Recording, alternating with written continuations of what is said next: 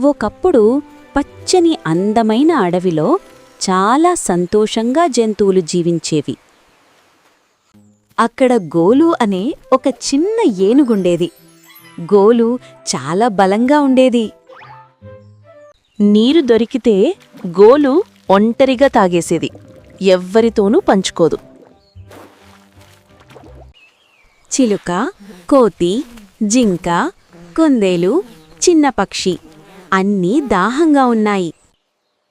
ఆ రోజు ఎండ చాలా ఎక్కువగా ఉంది. నది ఎండిపోయింది. జంతువులన్నీ అలసిపోయాయి. అప్పుడు గోలు ఆలోచించింది, నేను పంచుకోకపోతే వాళ్ళు బాధపడతారు కదా. గోలు పక్కకు జరిగి చెప్పింది, రండి, మనమందరం కలిసి తాగుదాం. అన్ని జంతువులు సంతోషంగా నీరు తాగాయి. అందరి ముఖాల్లో నవ్వులొచ్చాయి. అడవి మళ్ళీ సంతోషంగా మారింది. అన్ని జంతువులు కలిసి ఆడుకున్నాయి. ఆ రోజునుంచి గోలు మంచి ఏనుగు అయ్యింది. ఈ కథ నీతి: పంచుకుంటే అందరూ సంతోషిస్తారు.